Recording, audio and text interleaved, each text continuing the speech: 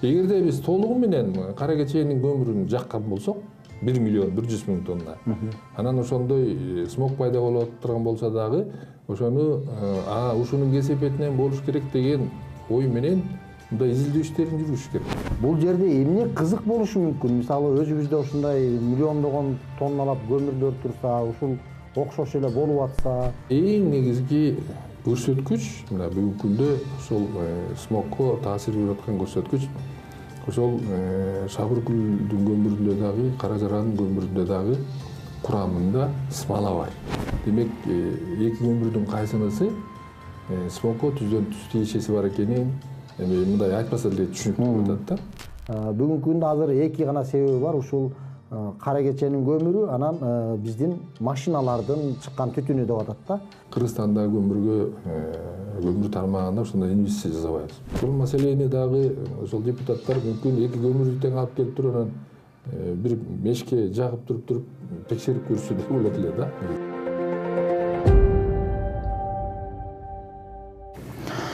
Ассаламу алейкум. Амансыздарбы ардактуу биздин көрүүчүлөр.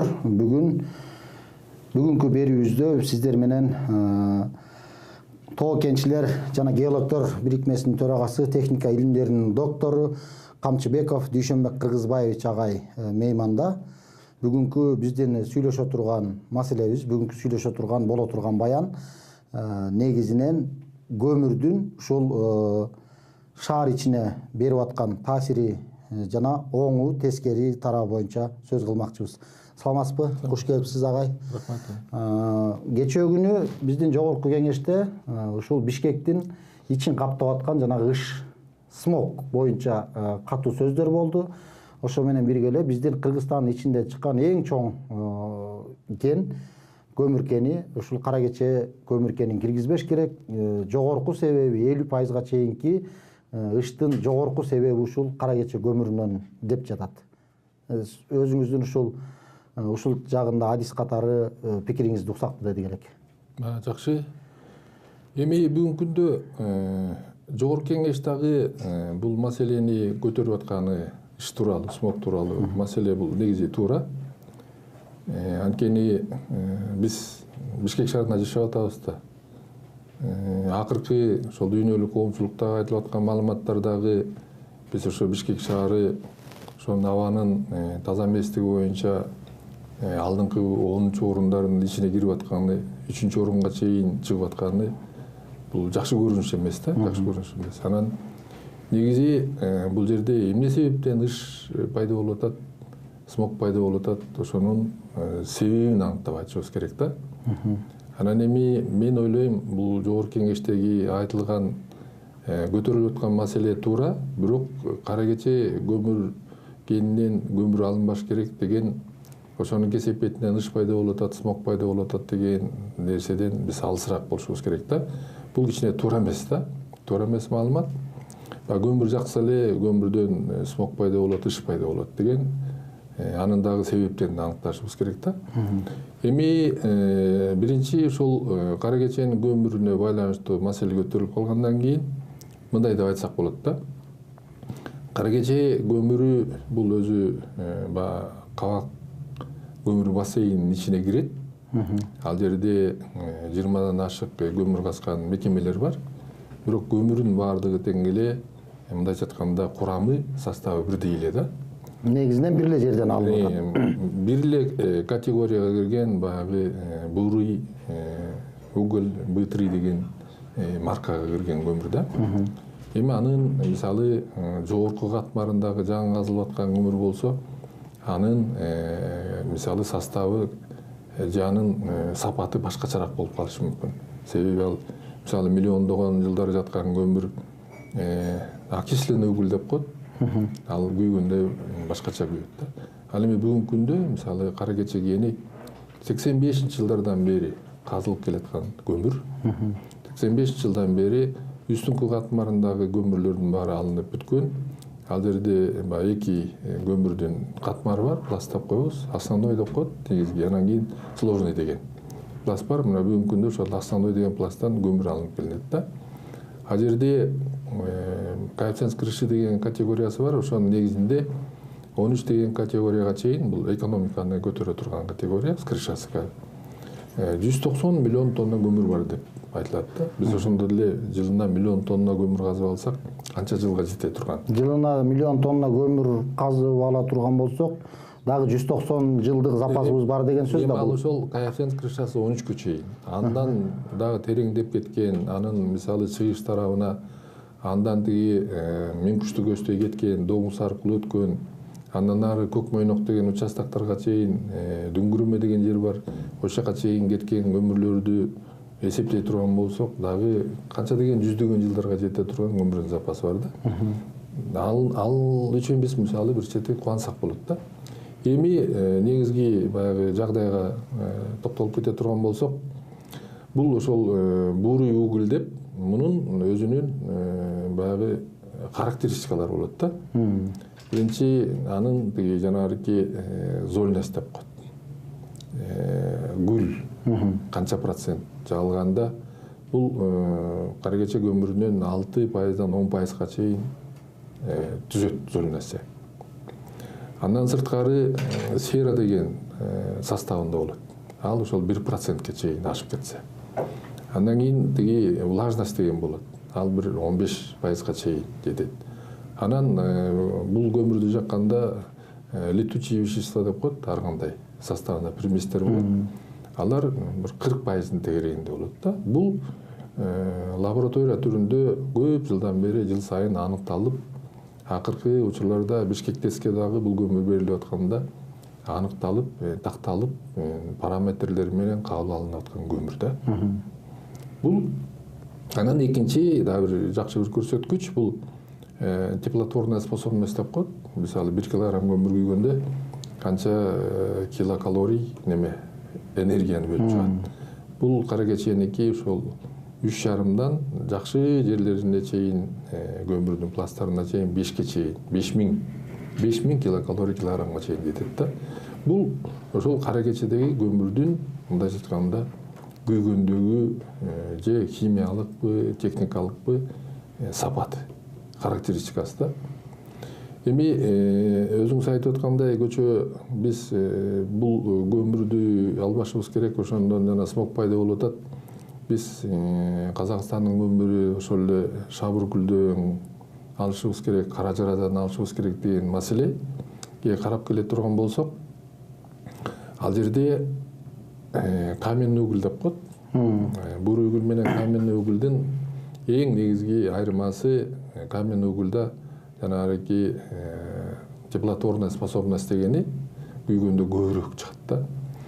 Кара кечеде мисалы бир 3,5дан максимум 5ке чейин, 5000 килокалорийга чейин энергия бөлүнүп чыга турган болсо, каменный уголь ошол эле Каражарадан, Шабыркүлдөн 5000ден жогору килокалория.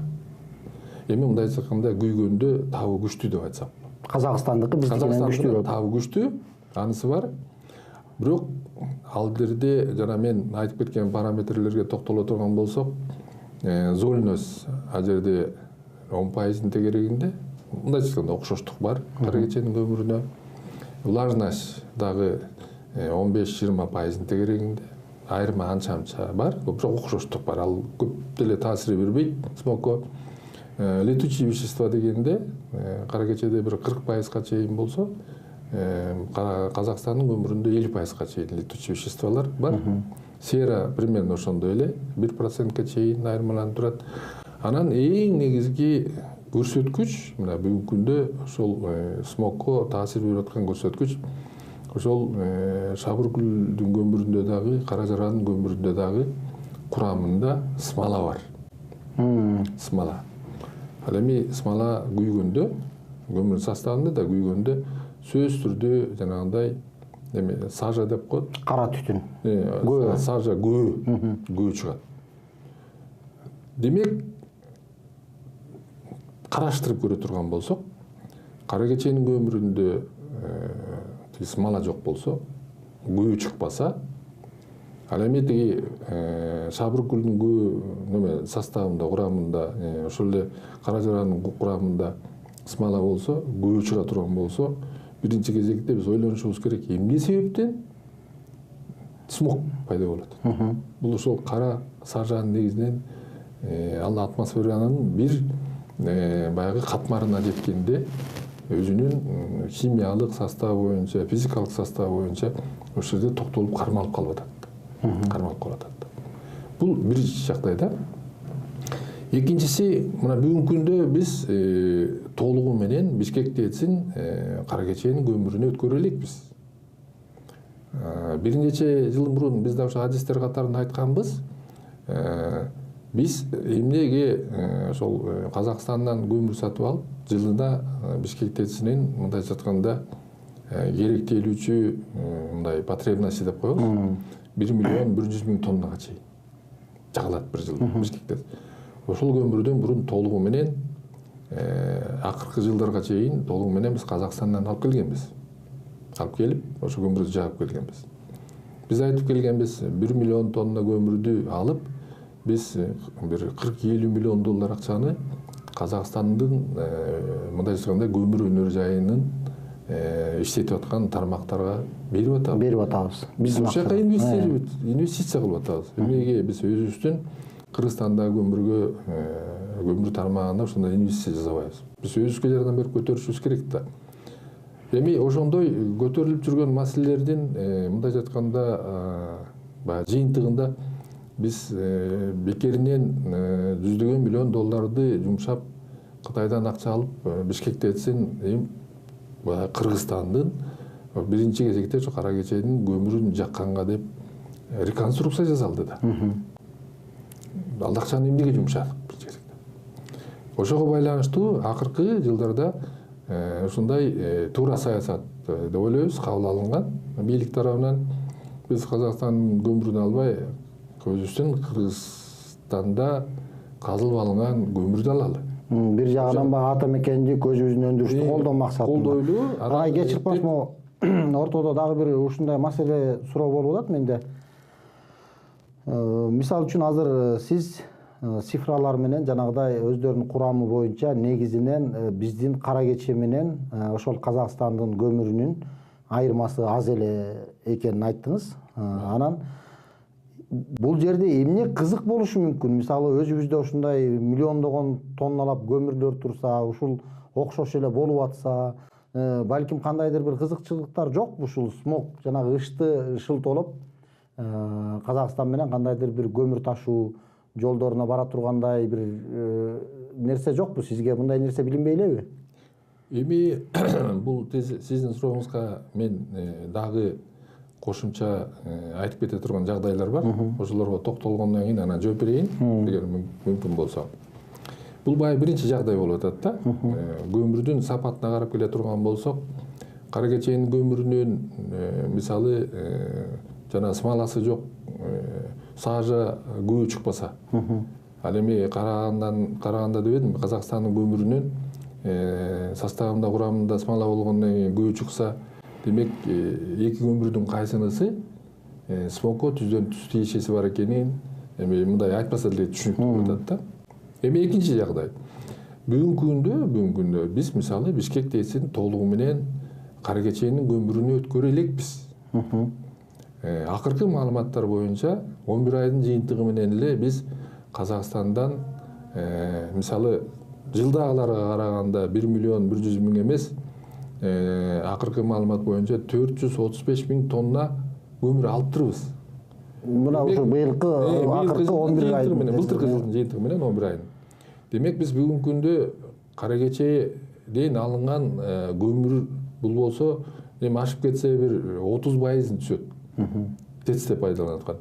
Калганы бүгүнкү күндө ушул дагы эле болсо Казакстандан келген, Шабыргүлдөн келген көмүр жагылып атат. Демек бунун түздөн түз ошол смогко таасири бар. Смалага байланыштуу да.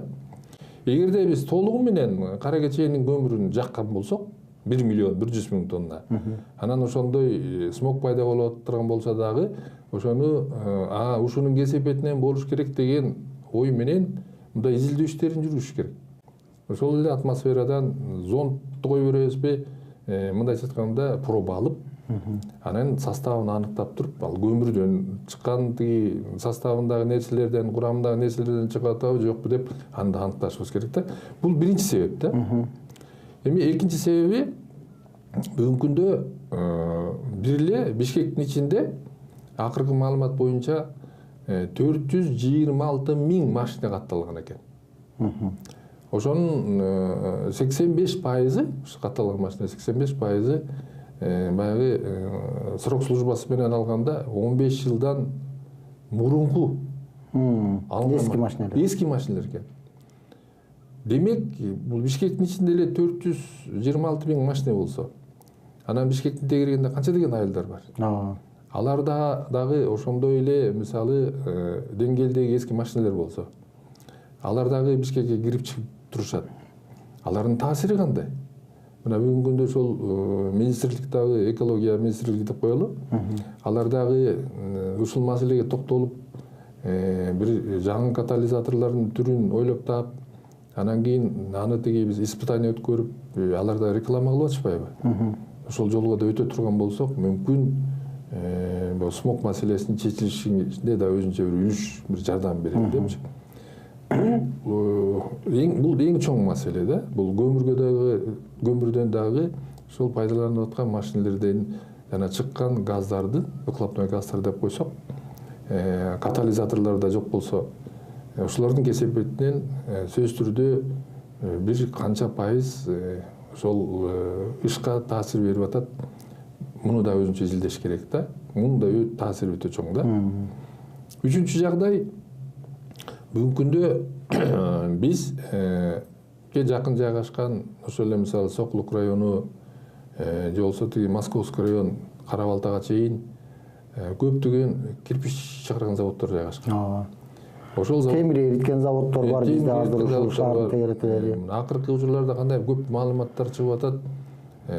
Алар иштетип атканда өзгөчө башкача түтүн чыгат деп. Цемент заводдор бар.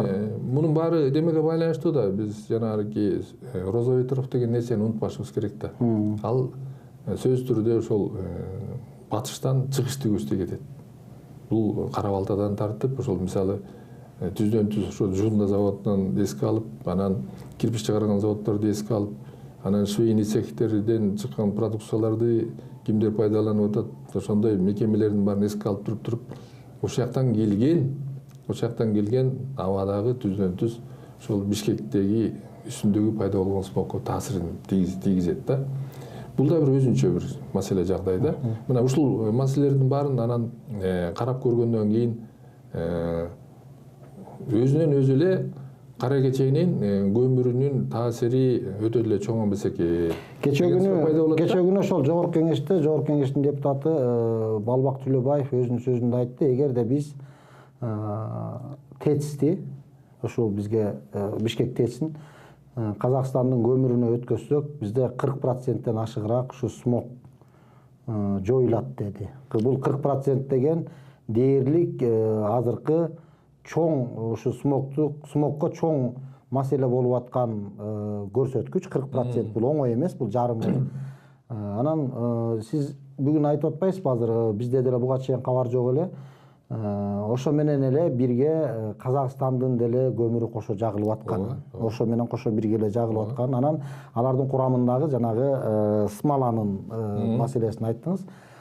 Эми бул сиздин багы өзүңүздүн жолуңуз, илимий изилдөөңүз, өзүңүздүн жасаган ишиңиз боюнча айтылып таянып аткан нерсеңиздир. Бирок ушул жогорку кеңеште көтөрүлүп аткан кээ бир депутаттардын ушул Казакстандын көмүрүн Кыргызстанга алып кирүү боюнча мындай кызыкчылыгы бар сыяктуу да эмеспи? Сизге мисалы андай көрүнгөн жокпу?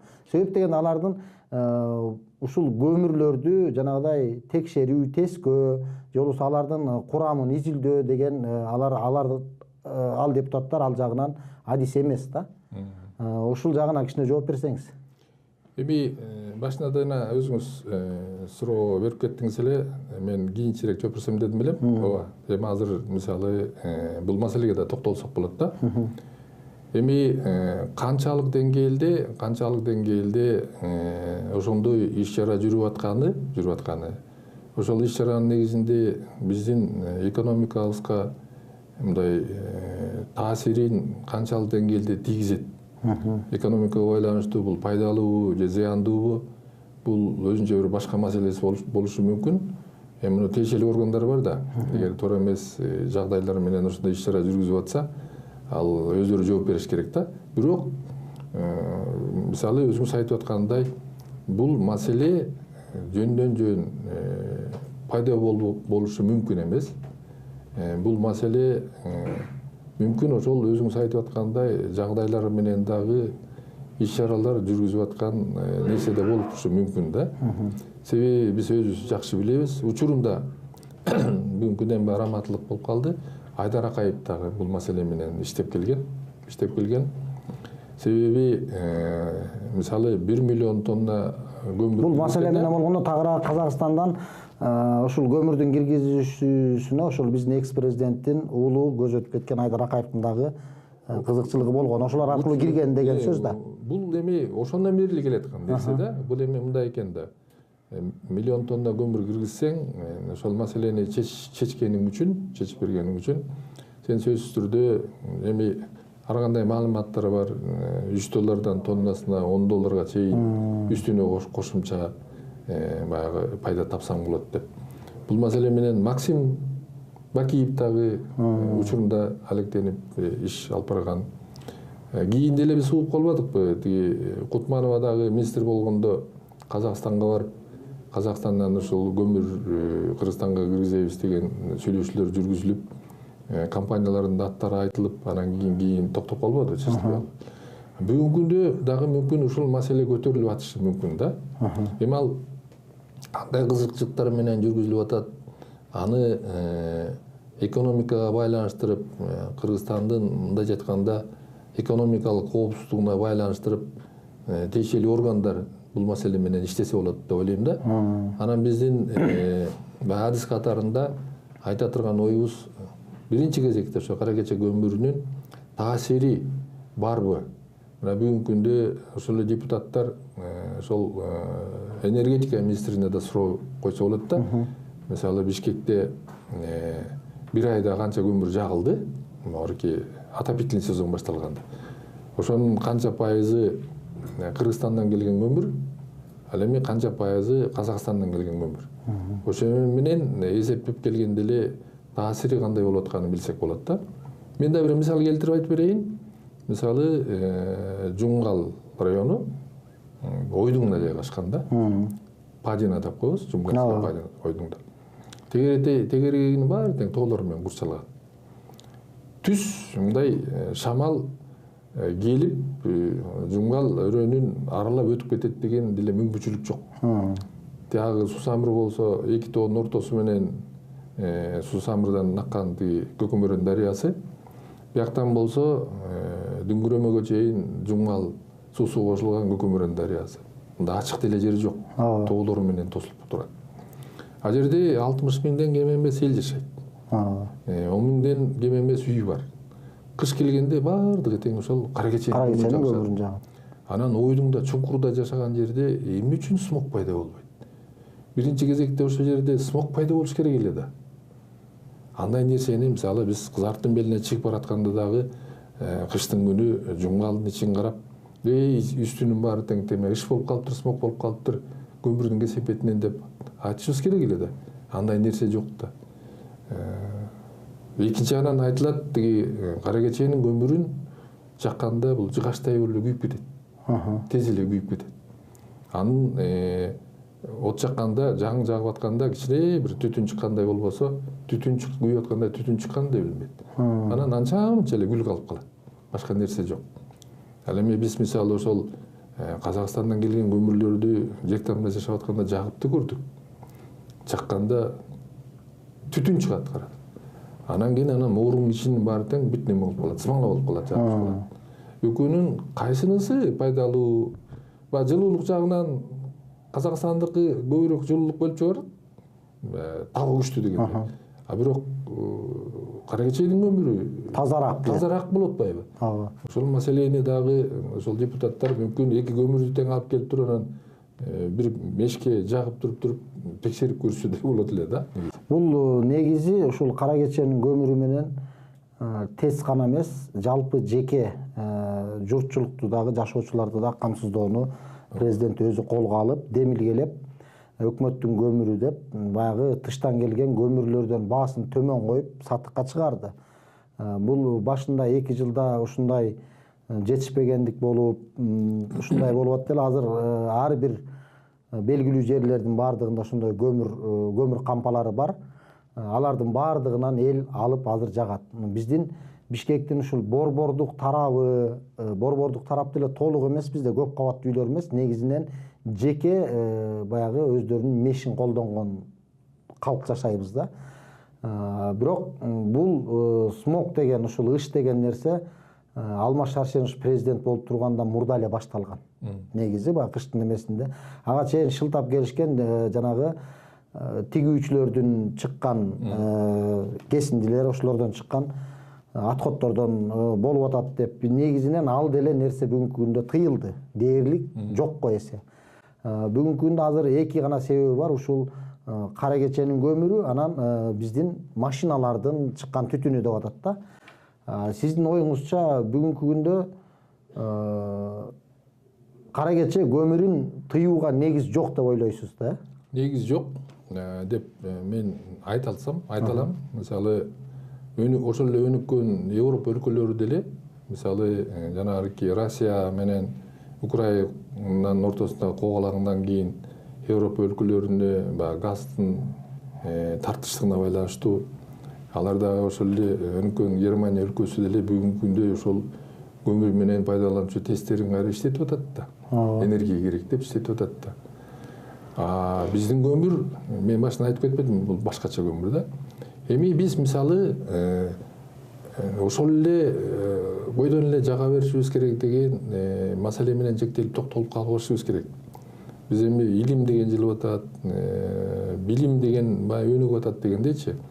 Бүгүнкү күндө эгерде мисалы бир аз деңгээлдеги ошол көмүрдүн мындагы зыяндуулугу болсо, биз анда ал көмүрдү мындай ылгалап, тазалоо жолу менен өтүп, мындайча айтканда обогатительный фабрика деген нерсени куруп, ал жердеги ошол жанагы бөлүнүп чыга турган летучие вещества деген нерселер, ошолорун азайтып, анын жанагы гүлүн, зольность дегенин азайтып, серасын азайтып, анан ошол көмүрдү пайдалана турган болсок, анда бүгүнкү күндө мындан дагы ТЭЦтеги жагылган көмүрдөн чыккан аба мындан дагы таза болушу мүмкүн.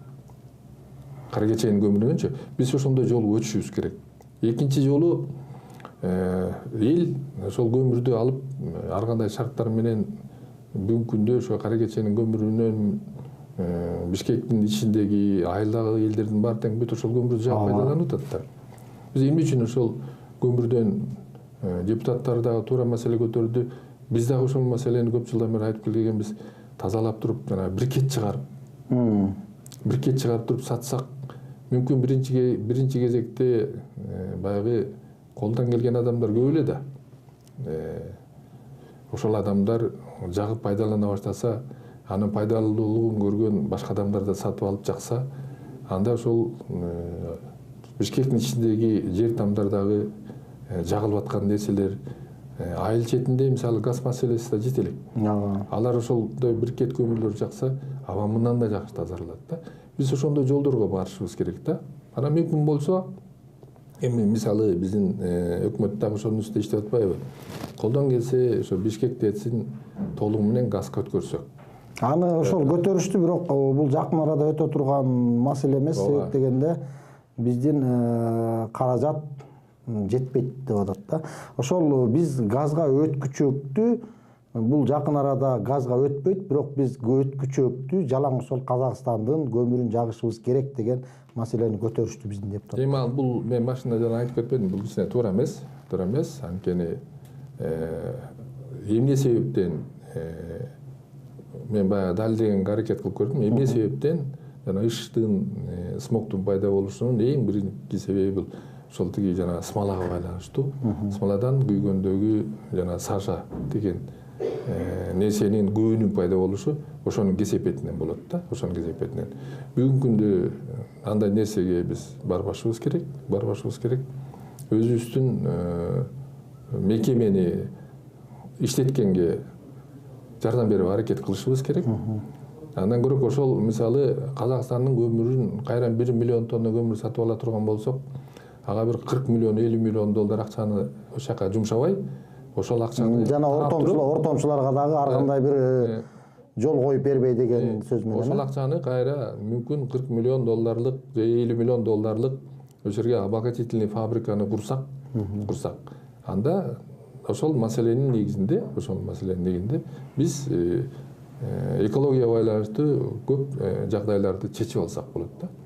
Урматтуу көрүүчүлөр, бүгүн бизде конокто Тоо кенчилер жана геологдор бирикмесинин төрагасы, техника илимдеринин доктору Камчыбеков Дүйшөнбек Кыргызбаевич агай болду.